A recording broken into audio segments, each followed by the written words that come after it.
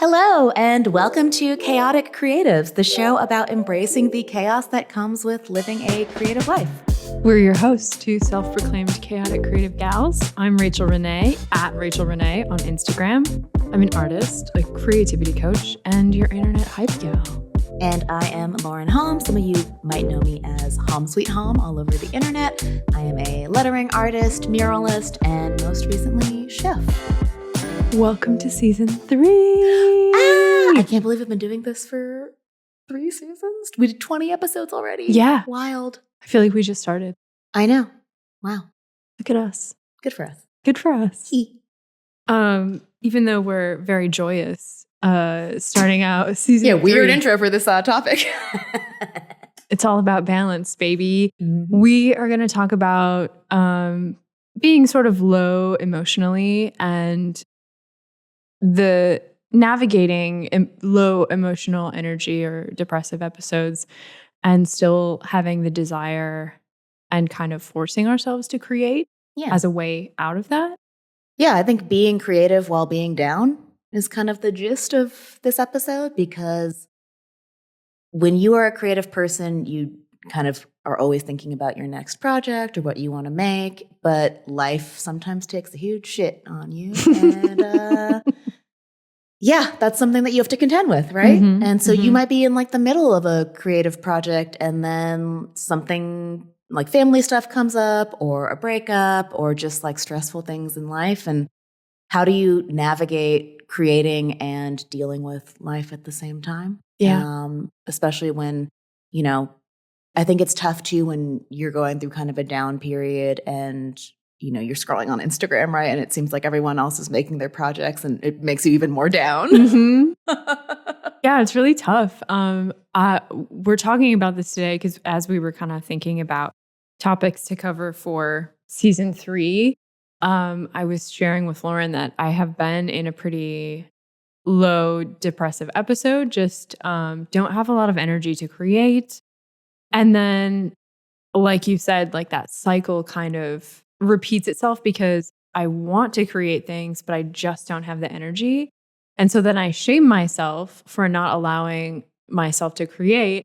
And then the cycle just repeats. And we actually talked about this. I just wrapped up my 3rd cohort of the Prioritize Play workshop. Congrats. Thank you. And we were talking about this because so much of the workshop is about identifying how you're spending your time, making sure that you are prioritizing your play, giving your creativity a path to come out.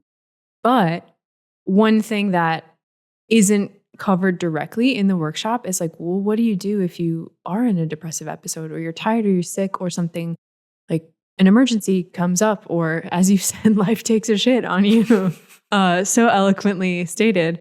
And I think what came out of the conversation from the workshop is that rest gives space for creativity. So if you're feeling low, if I'm feeling low, allowing myself to rest without shame or guilt is something that is anti-capitalist, like anti-productivity, because I think we're all kind of trained like, you should be doing something. This is your day off. This is when you need to get all your chores done so that you can be productive all week. And sometimes you just need to veg out on the couch. And it's those times that are beneficial for allowing rest to happen. And you have to be able to rest to be able to have the energy to create. Mm-hmm. And then on the other side of things, I feel like creating, even if it's just a little bit each day, starting a project, working on something for yourself that you're excited about is a path to kind of pull yourself out of it. Yes, 100%. I think it's important to differentiate, you and I talked about this, between like clinical depression too, like if you're actually having a depressive episode and you need to take care of yourself, or if like you're just feeling bummed out too, and like you struggled with depression. I've never been clinically depressed, but like I've gone through tough times, as most people have, and I think learning your own like cycles and emotions to know when you actually need to like take a beat and like take care of your mental health and take care of yourself.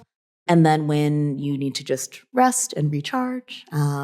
Because I always tell my students, your health comes first. Mhm. Like, don't bully yourself into doing that project just because you said you would. Mhm. Like you said, I think we're conditioned in a capitalist society to be like, well, I'm only valuable if I'm productive. If I said I was going to do this amount of projects or whatnot, like I gotta follow through. Otherwise, like, I'm not, I gotta follow through. And no, you need to take care of yourself first and foremost. But yeah, like you said, at the same time, when you're feeling low, I've experienced what I've been feeling low, especially when I'm in like a doom scrolly kind of state. It becomes this self-fulfilling thing where I'm consuming a lot of bad news and I'm feeling extra bad about the world. And then I still have a desire to create because all creative people do. But then when I think about the projects I want to make, if they are like more lighthearted or if I just want to make for fun, I shame myself thinking like, this isn't important work, therefore you shouldn't do it. And then I feel even worse, where actually the way back to feeling like myself and feeling in touch with my creativity and the world around me is by like making the stuff that I want to make. And so I always have to remind myself that the path back to me and the path back to feeling like myself and a part of the world is creative work. Yep. Yeah. Creative play, I think, is nourishing, whatever that looks like for each of us. As you were talking, it reminded me that, yes, I have done some, and I also want to say before we're how many minutes into the first episode and I'm going to do a side quest. But I think part of what I'm feeling in this current moment is like seasonal depression as well. And I think I've mentioned in previous seasons, previous episodes about kind of like actually paying attention to the seasons because coming out of winter, nature, we hibernate in the winter. And I have a tendency to force myself to do a lot in the first few months of the year because I love that fresh calendar year energy. But then I overdo it. And I think part of what I'm feeling is the ADHD burnout. And part of it is seasonal depression and merging together into one perfect to storm. Form clinical depression. And I am really good at recognizing these patterns in myself. There are things that happen where I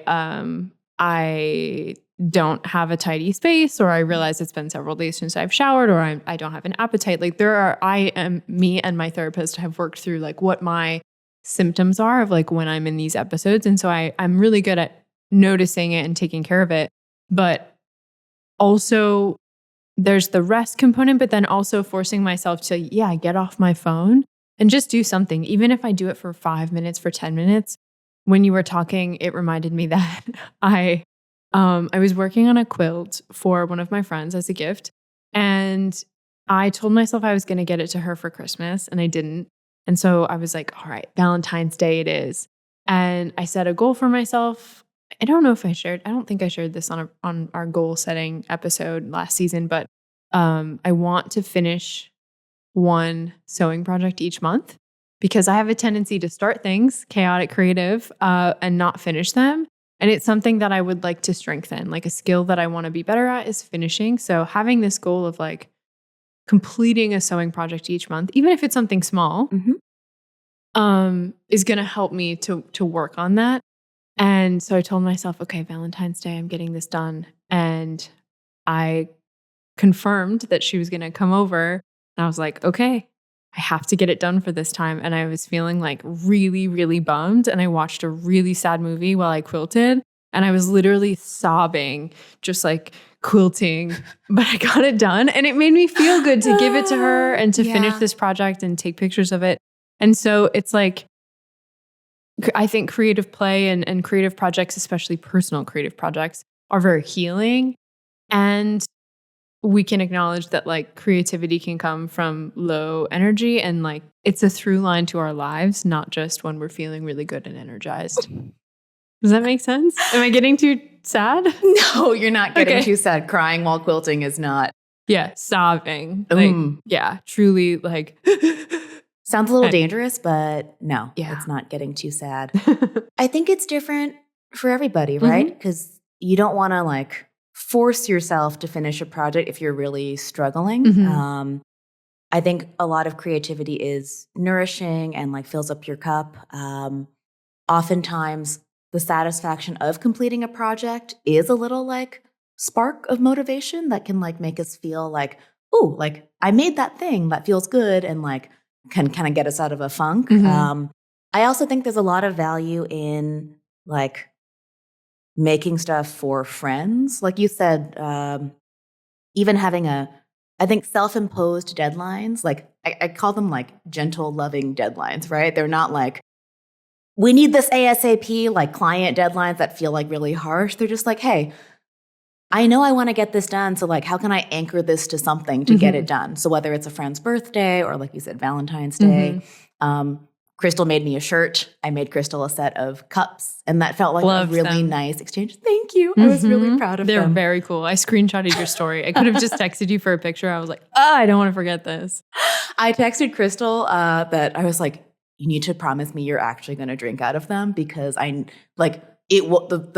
The cycle of creativity won't be complete for me until I know you've used them. Yeah. And like I recently was gifted a cutting board that a friend made for me. Cool. And I found myself doing the same thing though, where I was like, it's so beautiful. Like you made it. I'm not going to touch it. And he was like, what the fuck? Yeah. He's like, I need you to use it. And I was like, oh, okay, fine. Yeah. The special things are meant to be used. Yes. Yeah. Things are meant to be used for sure. I love that. I'm thinking about all the times where I forced myself to do something creative in an effort to push past whatever kind of slump I was in versus recognizing like, okay, I actually don't think I'm capable of doing something. Yeah. And I think it just comes from practice and self-reflection.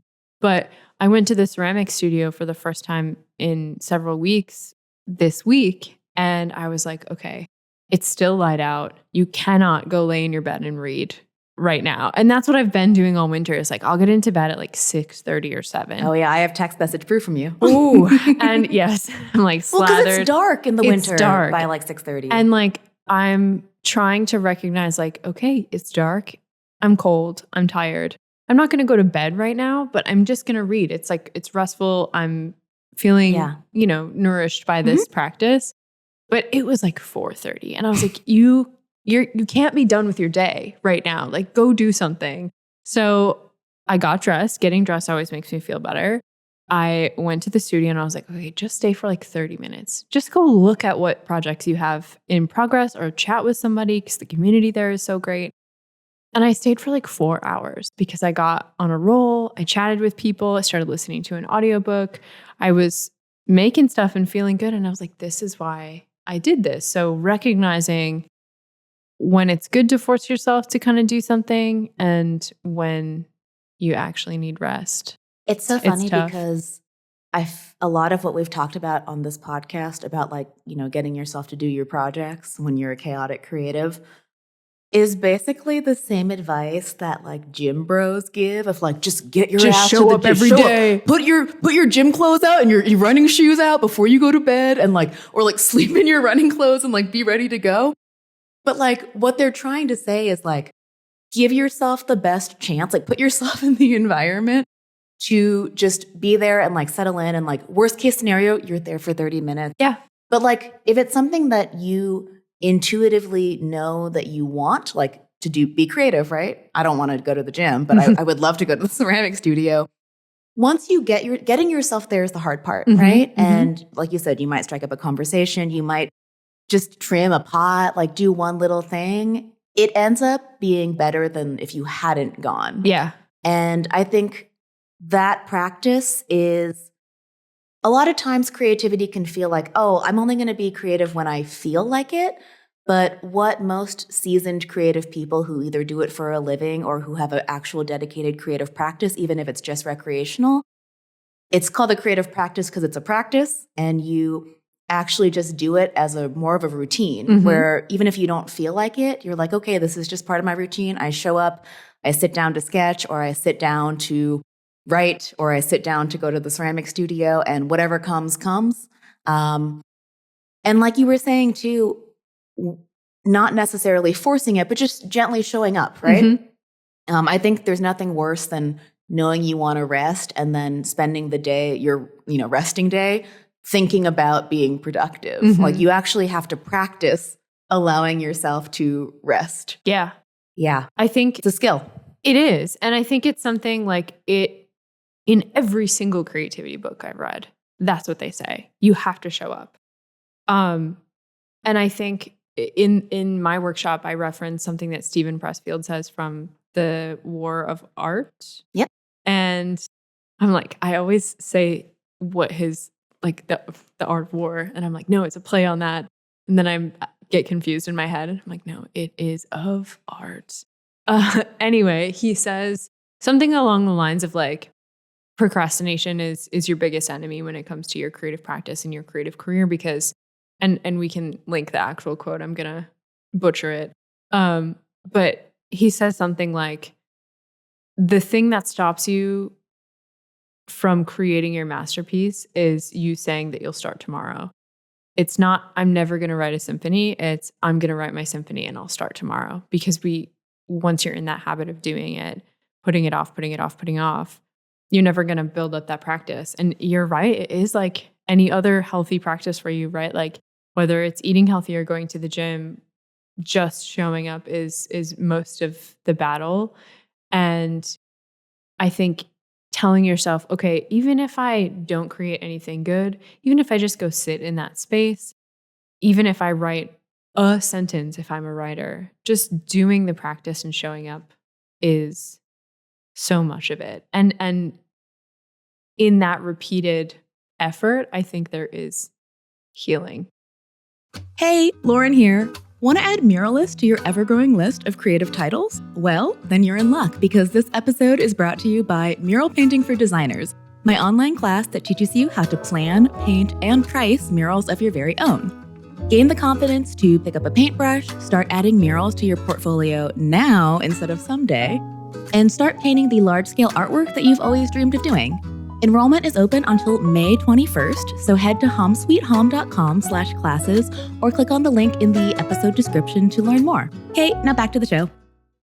I've often found that when I'm feeling bummed, it's actually an interesting window because when I'm feeling like low energy, but I'm also like inherently creative, whatever I feel like making, it's usually like the lowest barrier to entry. Yeah. Like I always tell myself, like, whatever I'm feeling pulled towards, like, I know myself well enough at this point, whatever I'm feeling pulled towards creatively while I'm feeling down, like, I should just do that. Like, that is what I should do to, like, get me to, like that next dopamine hit, I guess, to, like, slowly pull myself out of the bummed hole that I've been in. I'm so sorry. That sounded so awful. But, like, instead of... Oh no, I'm so sorry, Rachel. It had like a delayed hit for me. And I was like, wow, she didn't even mean it. You can power through, don't react. And then I couldn't not to bummed hole. Yeah.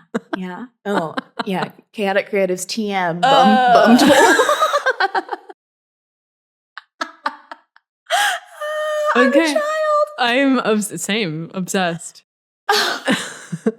You just need to do a podcast with your friend and then you'll get out of your bummed hole. I mean, kind of. I mean, to really bring it full circle, you approached me last year about doing this podcast.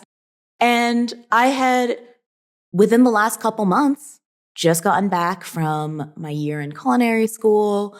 But I had also gone through the ending of a 7-year relationship. And so I had these two things going on simultaneously where I had just completed a huge creative goal that I had set for myself. I was feeling really great about that. But I also was going through like heartbreak and navigating a big life change. And so it was like a creative high coupled with like intense grief. Yeah. And both things happen. It all happens at once. It right? does. It does. That's I feel life. like, yeah, I journaled about that like this weekend because I feel like I've been experiencing very high highs and very low lows, and it's wild. And it's so human that we experience these things And I think at the same time. Creative people feel it really deeply too. Yeah, big time. A lot of feels happening. I think it's interesting when we're talking about kind of dragging ourselves out of these low energy moments. I think seeing the small efforts of like, okay, I'm gonna go in my basement and just like look at what kind of fabric I have and see if any ideas spark, like the tiniest little slivers of dopamine are enough to like, to bring it back to the gym bro analogy, to put a knot in like your rope that you're pulling yourself up. Have you ever did you have to climb a rope in gym class? No, luckily we didn't have to do that. We did not, because I grew up in the middle of nowhere, but I did do CrossFit for a while when I first moved here. And we had to climb a rope with no knots though. You had to like swing your leg around, and you had to wear high socks so it didn't give you rope burn. And I'm like, why are we doing this? But I was also very strong. Oh. Anyway, you talking about this is like, should I go back to the gym? Should I start doing that again? You do whatever you want to do. I do feel like moving my body helps with my depression also. I mean, okay, on that note, I see plenty of people online talking about this. I've talked with friends about this. It is infuriating. Like when you actually are sad, it's infuriating how healing it is to just go on a walk or move your body or just drink some water and get some sunlight.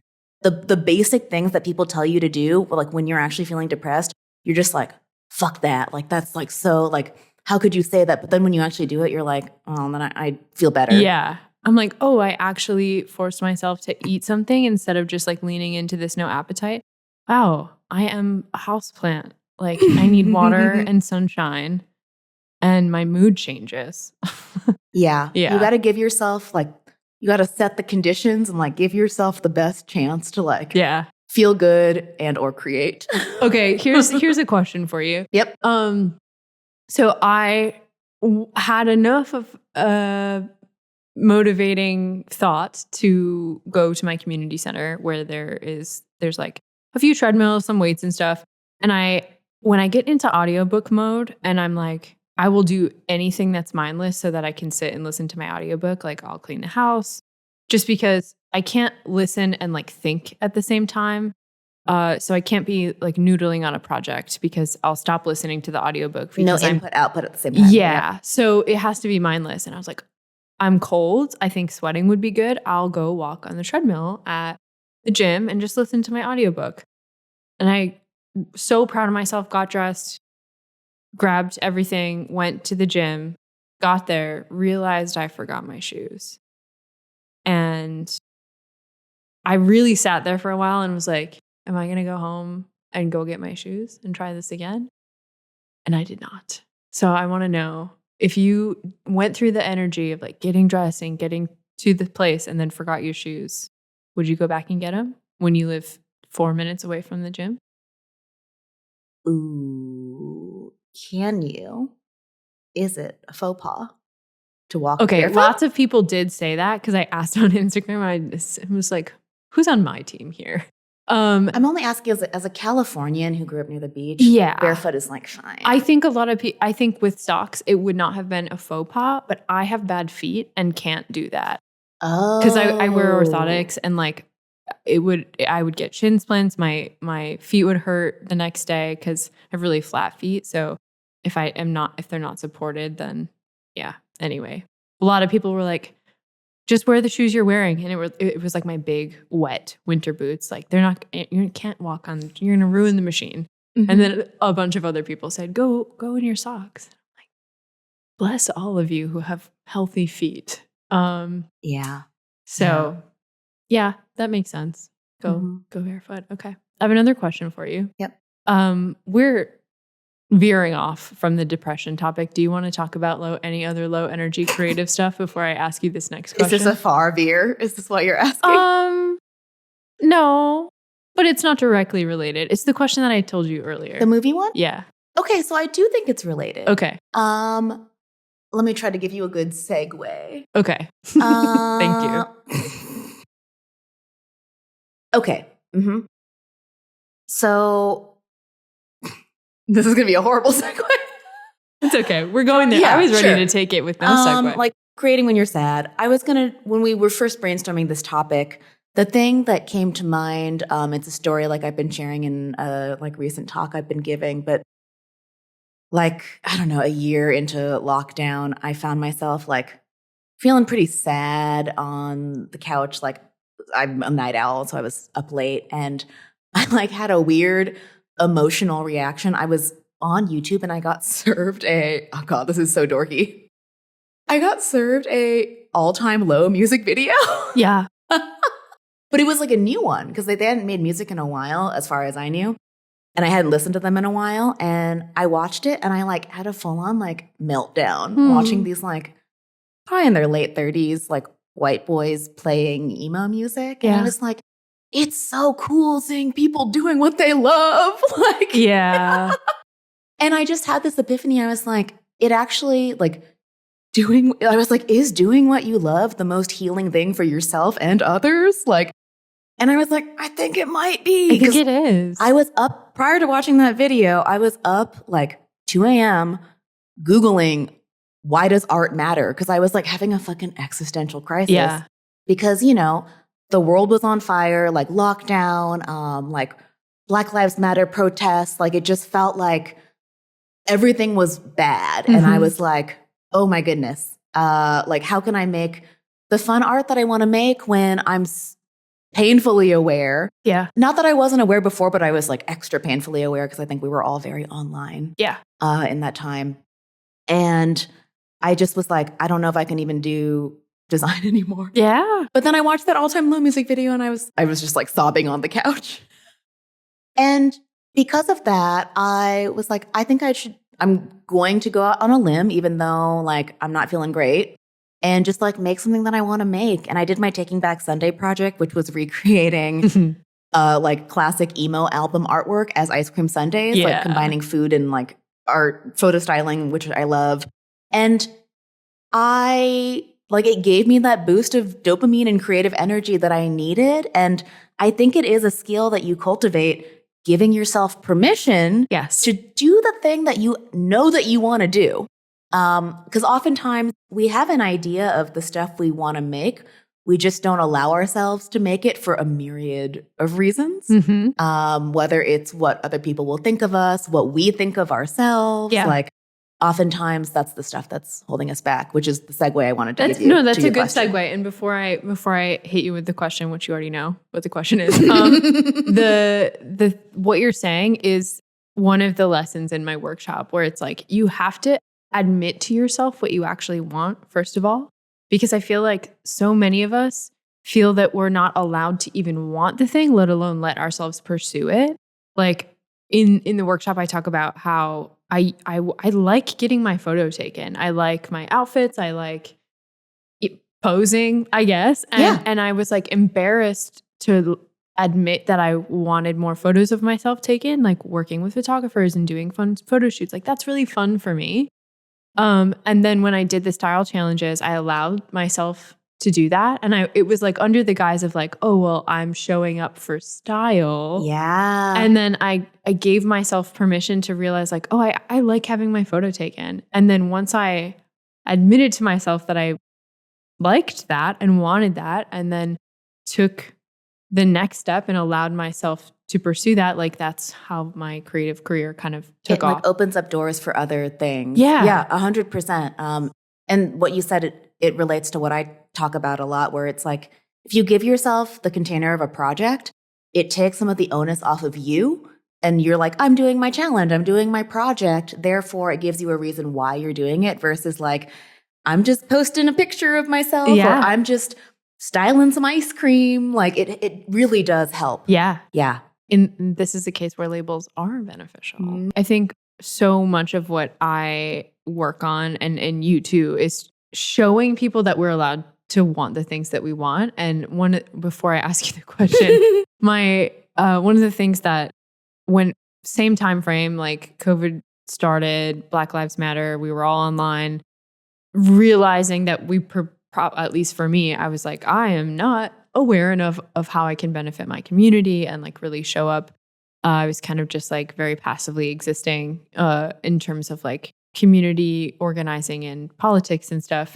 And then same thing, I was like, what, if anything, that I do matters?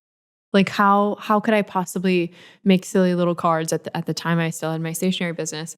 And I was talking to my therapist about this, and she was like, you pursuing the thing that you love allows you to like shine so brightly that you show other people that they can pursue what they love. And that like web of influence of like giving people permission makes everyone more fulfilled. Like if everyone is doing that for their web of people, ultimately we're more empathetic and more creative. And when we're fulfilled, we're less like we're more generous. You know, it's like nobody's miserable. So everyone's willing to take care of each other. Yeah. Like we all have our place. There are many roles.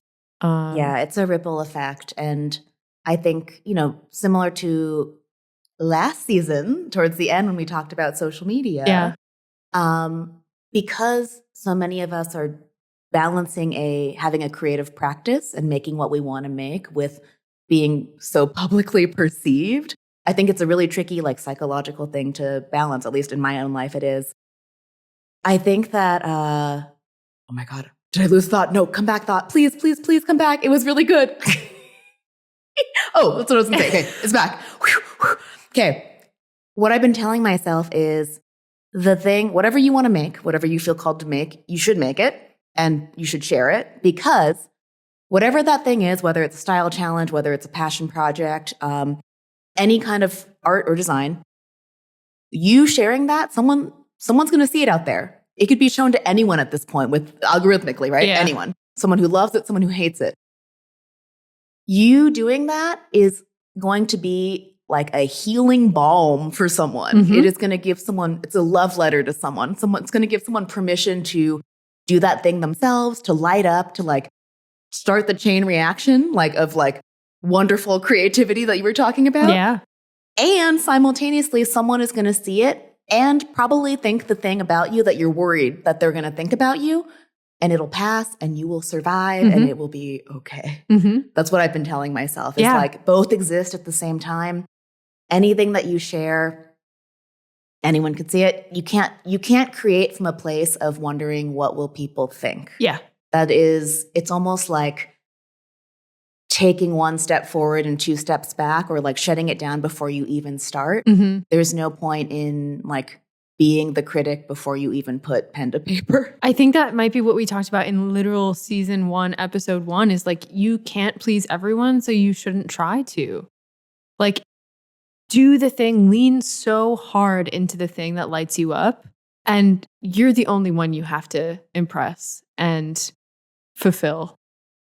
This episode is brought to you by me, Rachael Renae, your creativity coach. Did you know that I offer one-on-one sessions? One of my favorite things is to help my fellow chaotic creatives gain a little bit of clarity in their creative practices and their lives. So you can book a session today. We can develop or refine your creative project idea. We can clarify your creative goals. We can map out what your big, juicy life looks like. Or we can build a system for prioritizing play and making it easy for you to incorporate. If you'd like to book a session, you can visit rachaelrenae.com. That's RachaelRenae.com/coaching. Okay, I'll ask you the question. Now that we've removed ourselves from the segue, we'll ask the question and then start wrapping up. The question is something that has been circulating on Instagram that started on TikTok. I'm not on TikTok, so I have to wait like the millennial that I am to get it on Instagram. And it's a question that someone posed to their audience. I don't know who the original creator was. I saw someone else talking about a creator. Did I remember to look at the caption? No, I was just like, wow, that's such a great idea. The question is, if your life's movie were being played and I were the audience, what would I be screaming at you to do?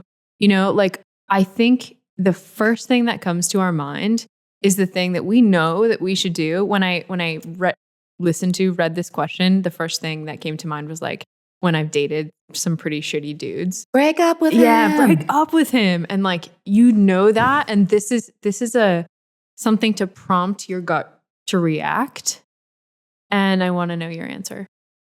Ooh, you asked me this question when we were brainstorming for this episode. I don't know why I didn't come up with an answer beforehand.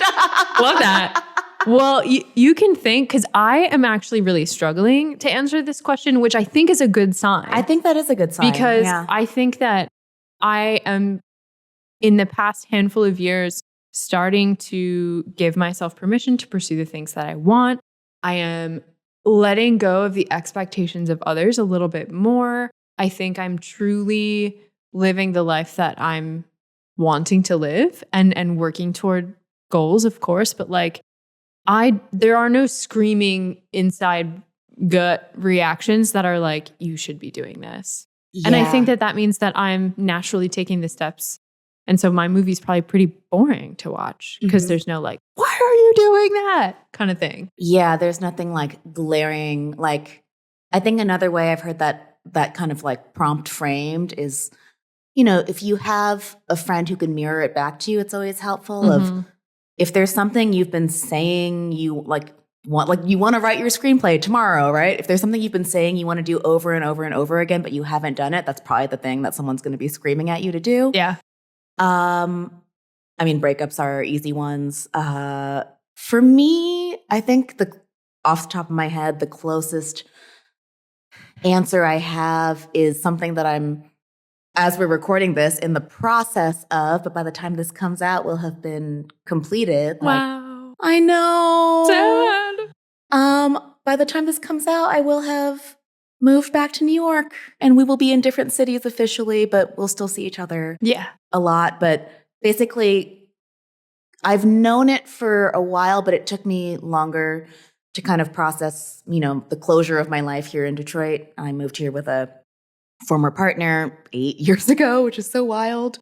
But our relationship ended, and I think it just took me a while to process, like, you know, this chapter of my life. And I'm just ready for a new one, and I'm excited about it. I'm scared, but I'm excited, and I'm finally doing it. Like, I made a decision. I chose a move date, and I don't really know what's next, but I'm open and things are moving. Like, I think when we first started talking about it, when I made the decision, I don't know, late last year, and then we started planning out this season, like, it felt nice to finally set a date and make a choice. And like, I spent all of 2024 just kind of stewing on it, simmering on it, not quite sure. I kept waiting I had this narrative in my mind that, oh, I'll move back to New York when ... Like I'm making more money, like when the conditions are perfect, like when the stars align. Yeah. And I realized that the stars were never going to align. And that actually, it was liberating in a way, because I was like, oh, it's going to be worse if I wait for this moment that I have no control over. I may as well just go for it and kind of like be in the driver's seat. Yeah. And, you know, as long as my basic, like I have confidence that I can take care of my basic needs. I'm not going to put myself in like a crazy dire situation. I'm going to make it work, and I'm just ready to get back in there. And so that's maybe the thing that people would have been screaming at me last year, but that's what's in progress now. Yeah. And I'm so proud of you and excited for you and sad that you won't be, 10 minutes away from me. I also visited you a lot when you were in New York for culinary school, and I'm just really excited to do that again. I will visit a lot. I think similar to what we were talking about in this episode, like everything happens all at once. Like, I am so excited for this next chapter, but I'm also scared. And I'm also like, I had a friend ask me how I'm feeling about the move. And I was like, I'm honestly feeling kind of sad. I can be excited about it and also like grieving at the same time. Yeah. Both feelings exist at once, but I've made a decision, and that feels good because now I can make more decisions based off of that, versus I felt like I was very much like floating for the last year. And I think that situation also applies to creativity, because so many people wait to pursue a creative hobby until they have more time, they have more money, they take a class, they have more information. Like, you just got to start. You have to give yourself permission to make a decision. And then if it's not the right one, you adapt and you make another decision. if you find a terrible apartment and you're stuck in it, you will figure out what to do next. I don't think that I think you're going to find the perfect unicorn of an apartment that serves all of your needs and more. I think we're going to make it work, and I think it's going to be just fine. Yeah, We're adaptable. Yeah. It's going to be good. I mean, it's similar to what we talked about in one of the previous seasons about like getting stuck in tutorial hell. Yes. That's a version of waiting for the perfect moment, Yeah. because instead of doing it, you watch other people do it until you feel ready. But the truth is you'll never really feel ready. And so you just kind of got to go for it. Yep. And then like by doing the thing, you will then figure out the next like step will appear. Yeah. So. Amazing. Yeah. I'm excited for you. Thank you. Yeah. Okay, so before we wrap up today, we have an exciting announcement. So we have been self-funded for season 1 and season 2, and will continue to be for season 3. We don't have any sponsors. We're not opposed to any sponsors. So if you're listening, hit us up. But we want it to be the right situation. And we also, the 3 of us that create this podcast, all care about doing a really good job. And so we were trying to brainstorm ways to allow you to support us. And we have created a Patreon like every other podcast out there. Dun, dun, dun. Yay! So if you are willing and interested in supporting us in that way, we've got some treats over on Patreon. There are a couple different tiers. You can get access to behind the scenes footage like us fixing More bummed hole content. bummed hole content. I almost Not that kind. Bummed. BUMMED. depression hole. Yeah, you'll get like maybe the uncut episodes where we just like cackle, some behind the scenes stuff, maybe some of our not actually appropriate conversations that eventually get cut.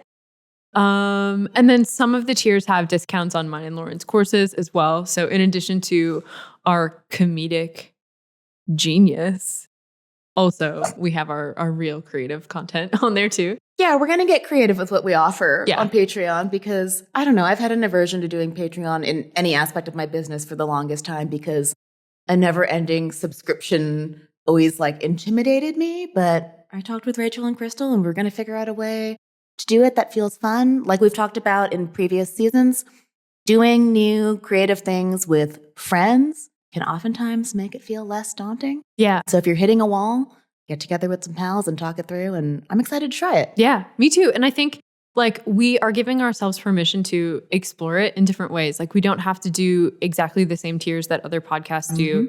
We're going to get creative. It's going to be a chance for you to get to know us a little bit more, submit questions. To give us money. To give us money, to support us.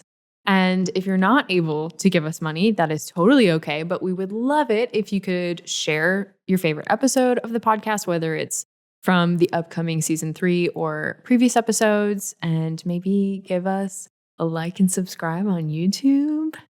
Also, rating us wherever you listen to the podcast. All of those things are free ways to support us that just help us find more chaotic creatives. Yeah, because let's be honest, everyone has a chaotic creative person in their life who's going through it. And maybe all of our ramblings could be of some help. Yeah. Maybe you have 3 of them who decide to make a podcast. I wouldn't classify Kristle as a chaotic creative. I think you're very organized and on top of things. Everyone's chaos manifests in different ways. That's true. I think Kristle's a chaotic creative, but in a different way than you. Ours is a little more external. Ooh, Kristle's yeah. chaos is internal. here. Mm-hmm. The only reason I know this, and I know she's not offended by this because I've known her for a lot longer, it's just most creative people have inner turmoil and it just manifests in different ways. And that's why we're artists. Yeah, it's a beautiful thing. Yeah. Yep. Mm-hmm. We have to let it out. Mm-hmm. Mm-hmm. Now that we're done nicely bullying Kristle. We love you. We love you. You're amazing You're and genius. perfect and do everything to make this successful. We love the way that your chaos manifests. Yeah. And ours. And on that note, Welcome to season 3. We'll see you next Thanks time. for being here. Bye.